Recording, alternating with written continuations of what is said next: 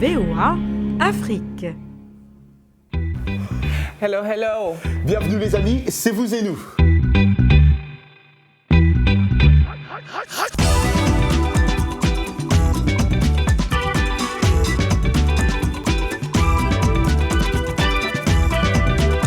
De l'espoir aujourd'hui avec une idée innovante pour apporter de l'électricité dans les lieux les plus reculés. Et des sourires avec notre question Facebook.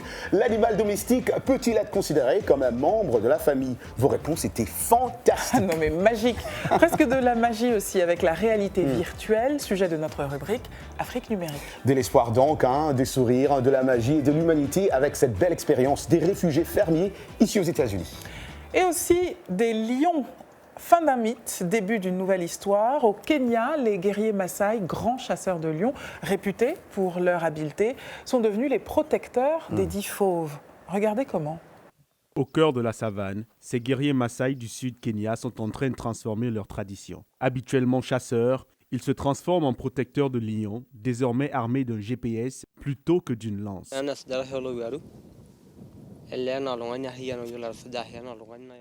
Chasser le lion est difficile. Ils sont intelligents et rusés.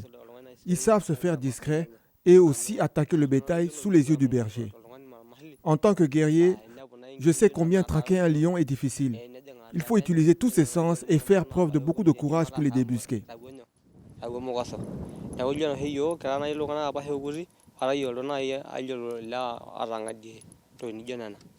La chasse au lion fait partie intégrante de la culture Maasai. Elle fait du jeune guerrier un homme. Mais aujourd'hui, on étudie leur comportement, on cherche des bergers perdus et on retrouve des animaux perdus. Selon le groupe, $1 million de bétail a été rendu à ses propriétaires l'an dernier. Le programme ne s'intéresse pas qu'aux lions. Bon, garder des lions est notre principale activité, mais près de la moitié de ce que nous faisons ici est consacré à la communauté. Il s'agit d'abord et avant tout d'aider les gens, ils sont prioritaires. Dans le sud du Kenya, on est passé de 5 à 40 gardiens de lions et le nombre de lions a triplé. Alors que le programme s'étend en Tanzanie, au Rwanda et au Zimbabwe, de plus en plus de chasseurs gagnent leur vie en protégeant leurs anciennes proies. Faire de la conservation plutôt que de la chasse, une nouvelle source de fierté. Waouh! Wow. Et moi qui ai toujours voulu savoir s'il y a une solution magique pour préserver les lions en Afrique, je pense que j'ai eu ma réponse. I know, right? En parlant de réponses, nous avons aussi reçu vos réponses sur la question Facebook de cette semaine. L'animal de compagnie peut-il être considéré comme un membre à part entière de la famille? C'était pas triste. Je vais répondre à cette question aussi, Anna, après. Mais d'abord, on commence avec Passion Paul Ngoïa Kinshasa. En tant qu'Africain, je dois ma reconnaissance à l'être semblable et non accorder de l'importance à un animal. L'animal reste l'animal et l'homme reste l'homme.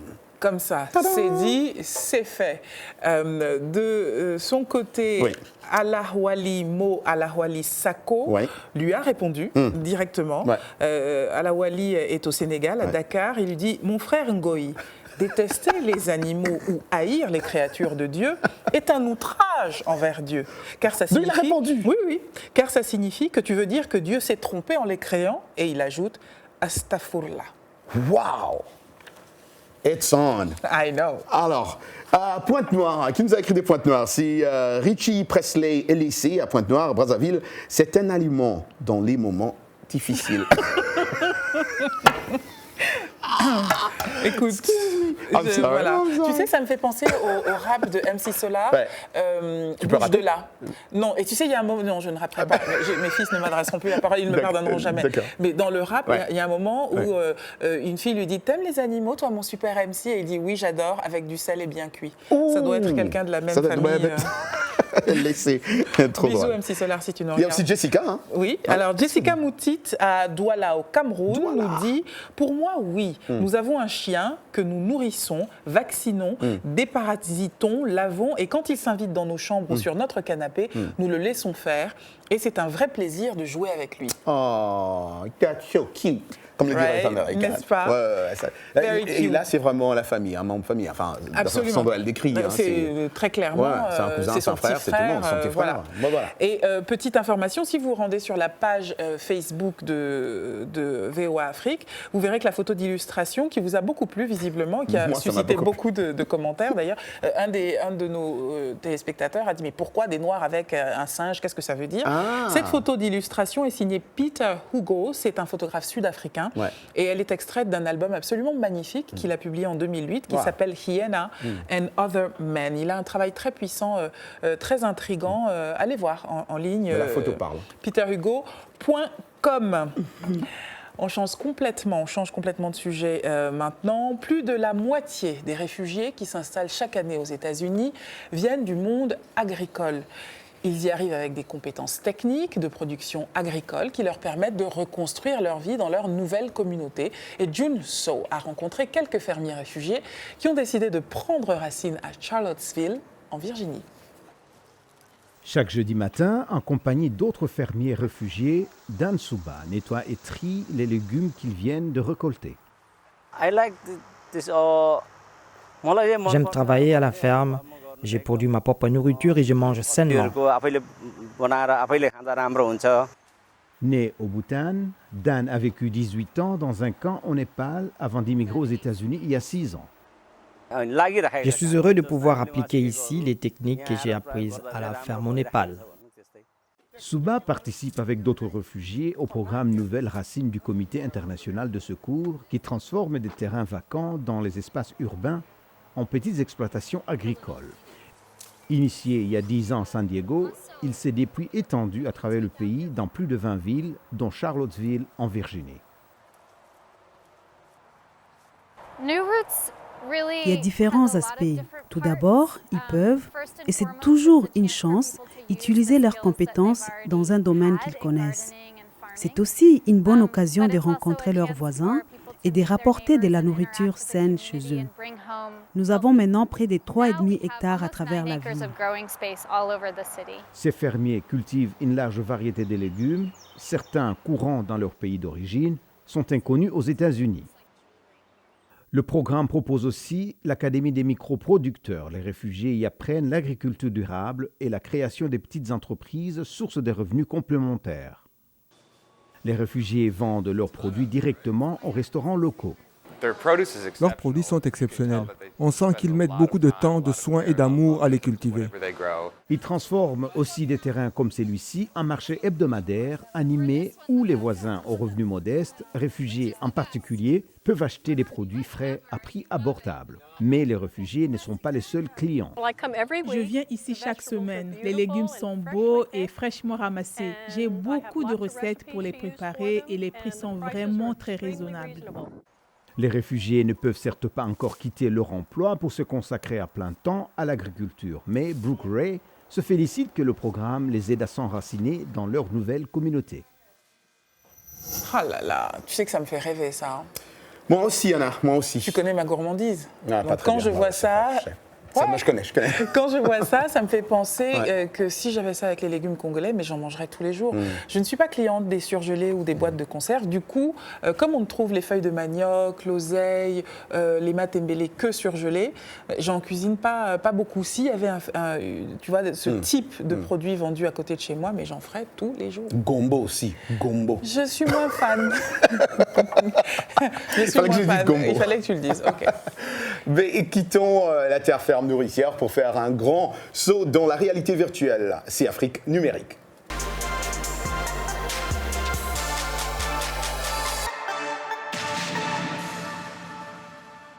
Arzuma est avec nous en plateau. Arzuma, tu viens de nous parler d'un phénomène paradoxal, hein, la réalité virtuelle.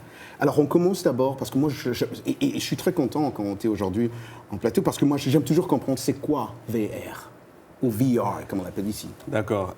Bonjour Anna, bonjour. Bonjour, c'est vrai, bonjour. Hello. Alors, pour déjà te donner une idée, je vais te demander d'enfiler ça. Okay. C'est plus facile pour lui que pour moi. Non, prie pour moi. Prie pour moi. Je suis dans l'espace. Courage. Oh mon Dieu. Et maintenant, dis-nous rapidement, qu'est-ce que tu vois? Alors là, je vois, je crois que c'est une rivière. Ok. Et quand tu tournes la tête à droite ou à gauche? Je tourne à gauche. Je vois un drapeau. Oh, je vois la ville. Oh non Oh, qu'est-ce qu'elle fait ici? Est-ce que tu peux décrire ou pas? Oui, je peux décrire. Il y a une ville. Et moi, je suis dans le nuage, je crois. Oh il y a une ville là. Il y a une ville et il y a un stade. Et derrière toi, qu'est-ce que tu vois? Et derrière moi, il y a des bateaux. Super. Voilà. En fait, c'est exactement ce que je voulais. Si je ne le connaissais pas, je dirais qu'il a fumé des substances hallucinogènes.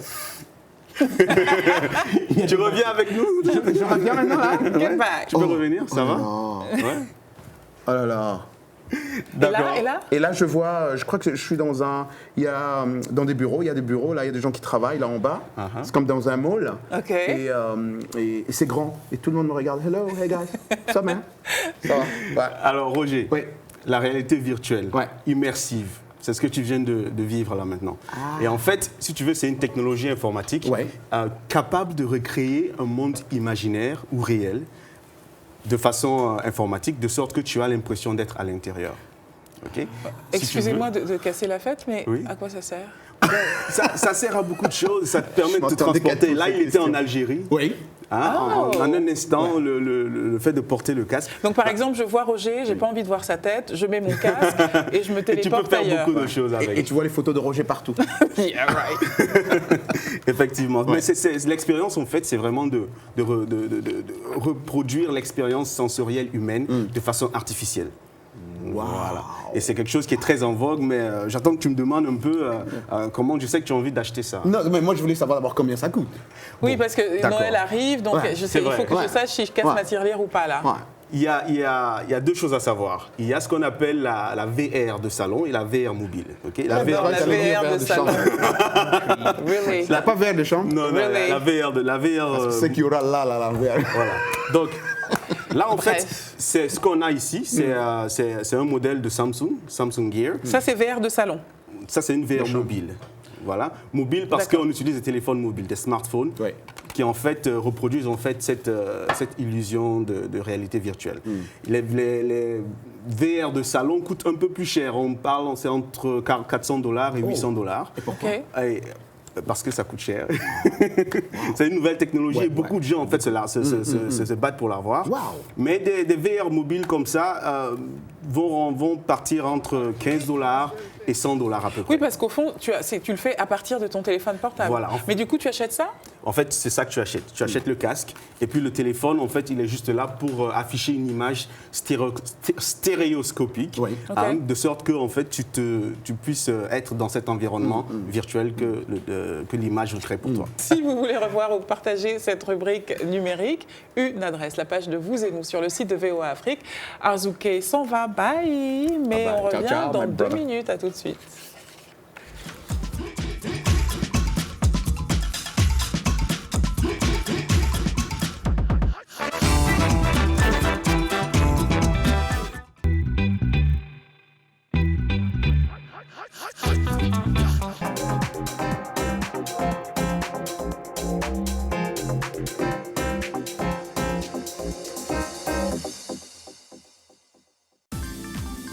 La VOA sur votre portable avec l'application Mobile Streamer.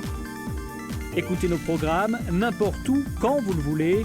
C'est gratuit avec Internet. L'application est disponible sur iPhone ou Android. Ou alors, composez les numéros de téléphone suivants. VOA Afrique, 24 heures sur 24, sur votre portable.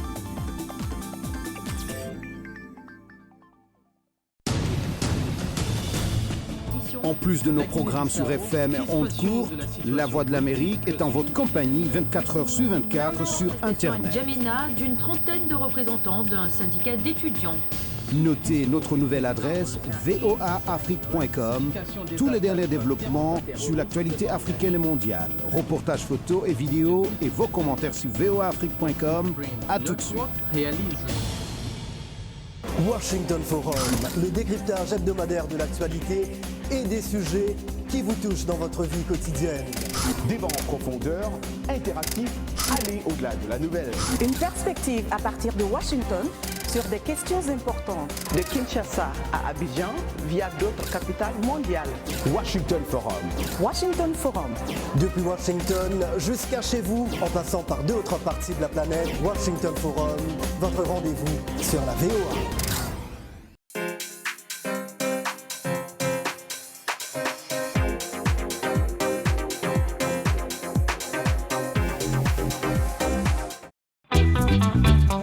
Vous et nous, part 2, c'est English Time avec Michel Joseph.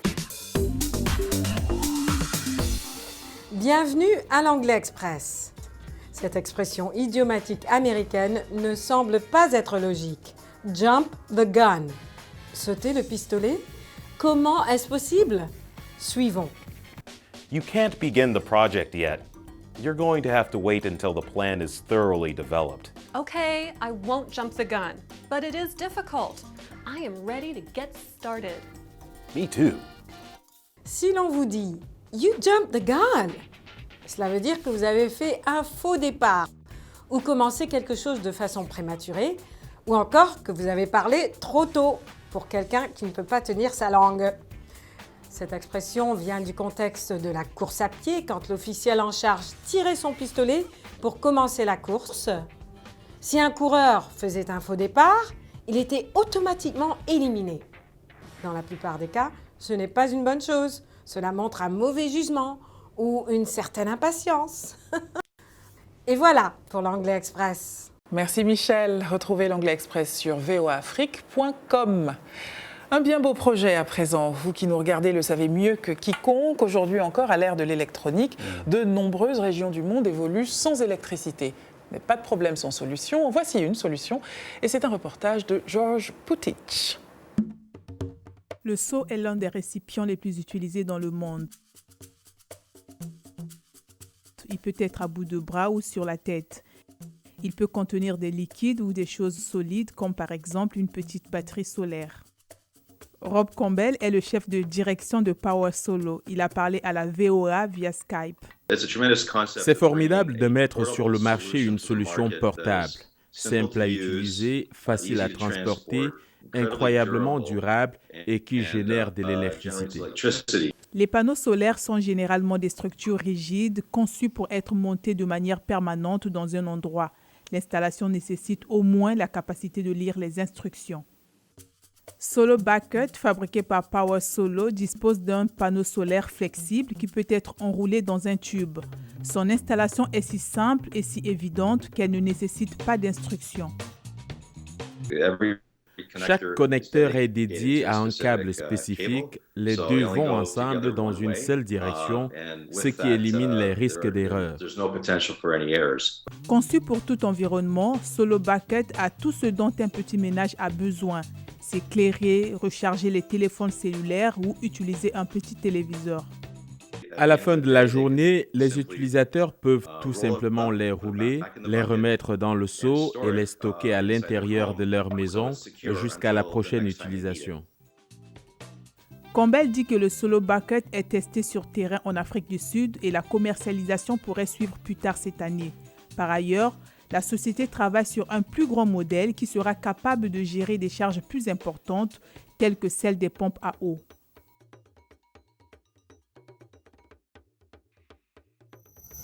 Waouh, de l'électricité partout, tout le temps, n'est-ce pas? Pour dépanner un jour, une semaine, un an. Si seulement ma grand-mère de Ndimbelenge était encore en vie. Non, c'est ma grand-mère qui était de Ndimbelenge. D'accord.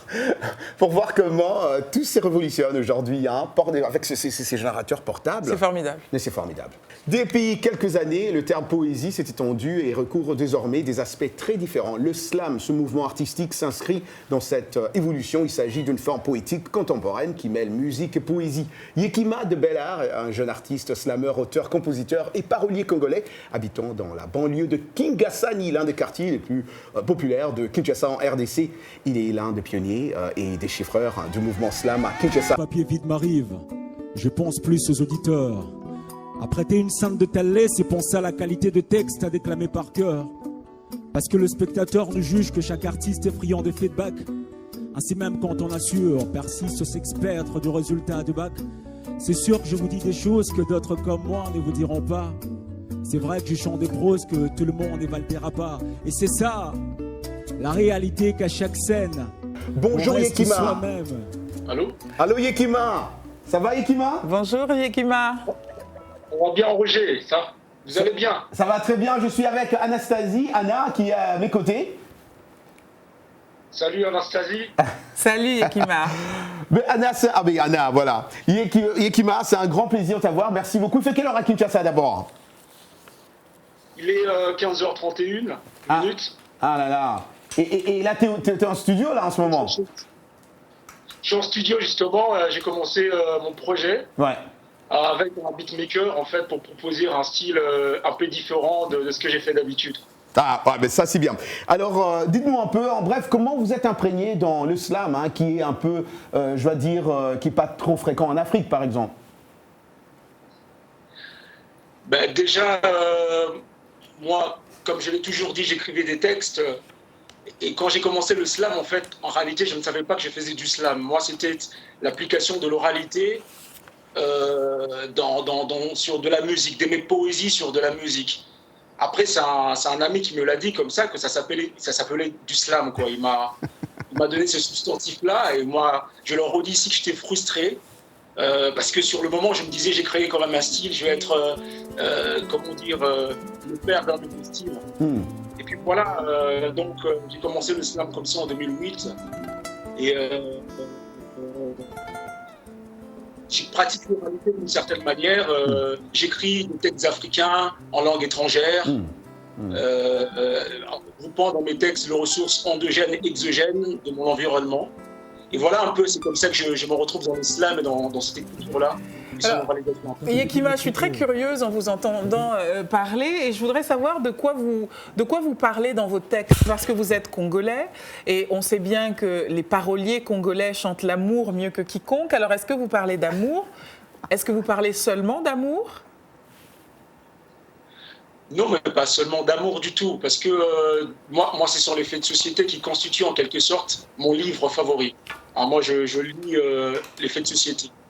Dans tout ce qui m'est éloquent dans ma société proche, comme je dis, ce sont mes ressources endogènes, d'abord, ce qui fournit mes textes, quoi. L'amour en fait partie. Je crois que j'ai une écriture plutôt pluridisciplinaire, transversale. Selon que j'ai l'inspiration sur l'une ou l'autre chose, j'écris. Vous n'êtes pas focalisé sur l'amour. Mais il m'arrive de faire du glam slam, quoi. Il vous arrive de faire du glam slam. Woo!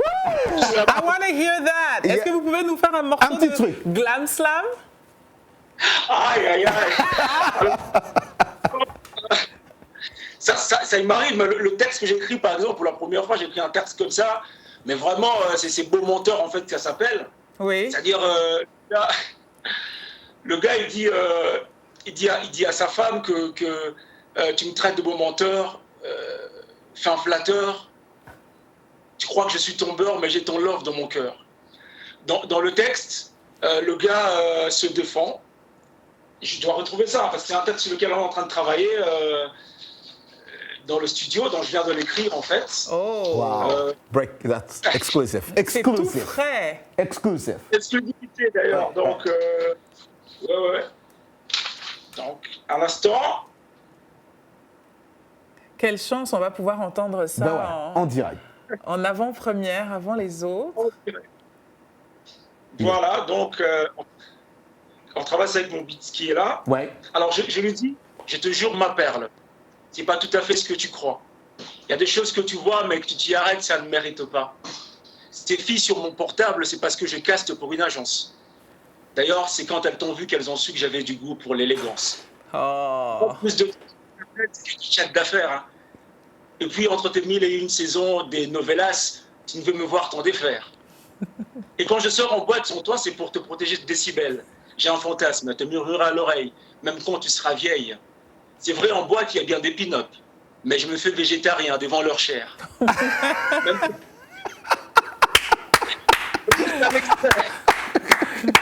Ça parle à Muntu. Mais moi j'ai eu la chance et l'honneur, le privilège d'écouter et ça j'aimerais vraiment que Anna pourra avoir aussi ce privilège-là ou cette chance d'écouter d'écouter je te présente Kinshasa. Et ça, c'est profond. Je te présente Kinshasa qui marche en ce moment. Dis-nous un peu en bref, je te présente Kinshasa. Qu'est-ce qui t'a inspiré à écrire ce slam? L'amour pour ma ville. Parce qu'en fait, il y a un cliché ici. Un cliché qui se promène par rapport à la ville, quoi. On sait qu'il y a pénurie d'eau, il y a le problème d'électricité, il y a le problème de salubrité aussi. Mais je crois qu'au-delà de tout ça, il y a une ville qui vit, qui mue, qui bouge. Et qui est Kinshasa, qui se réveille. Alors moi, j'ai regardé ma ville, je me suis dit, il y a une carte postale. Déjà qu'ici, il n'y a pas trop de cartes postales de Kinshasa. Personnellement, je n'ai jamais vu. Donc je me suis dit, pourquoi je ne ferais pas une carte postale sonore, orale et visuelle, pour que les gens connaissent ma ville, dont je suis fier, dont je suis natif. J'appelle Kinshasa, c'est une capitale de la République démocratique du Congo, mais comme ma province natale, ici, mon pays est enterré ici. Donc je suis fier de ma ville d'une certaine manière, mais quand deux, trois lignes, il y a une dose d'ironie comme ça. Mais en réalité, mon souci, c'est de présenter positivement ma ville, dire que vous pouvez venir ici, passer de bonnes vacances, vivre dans cette ambiance taquine tout le temps, en sortir heureux, quoi. Voilà, c'est une invite à cela. L'invite est passée et elle donne envie. Merci beaucoup. Merci beaucoup, Yekima. Bonne chance. Merci infiniment pour ce temps que vous nous avez accordé. Ben, merci à vous, merci en tout cas Anastasie, merci Roger Montou. Merci. Bel après-midi à Kinshasa, ça donne vraiment envie d'aller. Il faut que tu écoutes, je te présente Kinshasa. D'accord. D'accord. Mais voilà les amis, comme d'habitude on dit goodbye et je disais comme d'habitude on dit rendez-vous la semaine prochaine. Lokola motonyo sona mama. Kasina mama langai. Nazambu ma bolingote. Na botami na ye kasi kouta na bolingote. Mais dès qu'on est venu au monde, depuis qu'on est tout enfant, la vie nous a pris en otage. Dans ces changements surprenants, alors le mot esclave pour ne pas être, on peut trouver dans notre quotidien une nouvelle définition.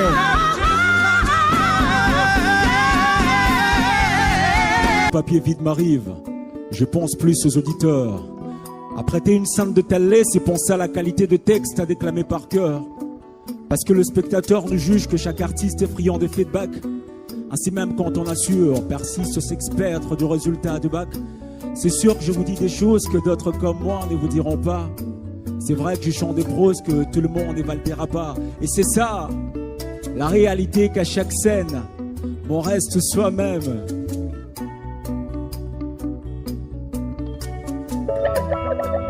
Quoique la foule reste reine, assis comme un auteur de cœur, j'aimais.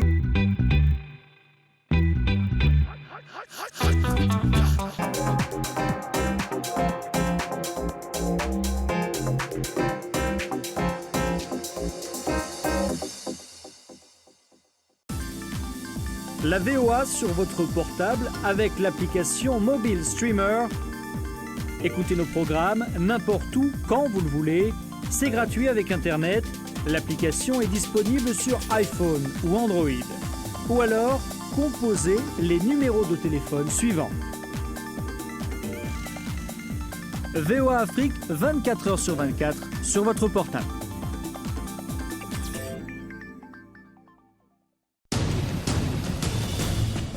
En plus de nos programmes sur FM et ondes courtes, La Voix de l'Amérique est en votre compagnie 24 heures sur 24 sur Internet. N'Djamena d'une trentaine de représentants d'un syndicat d'étudiants.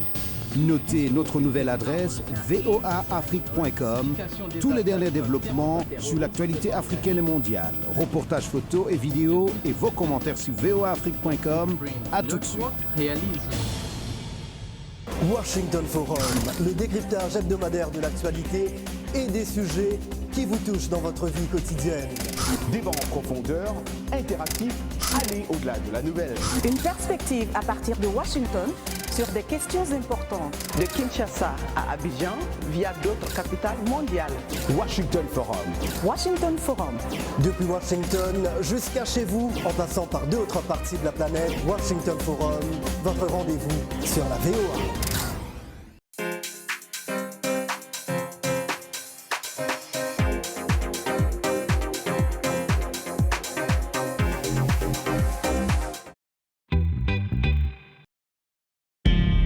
VOA Afrique.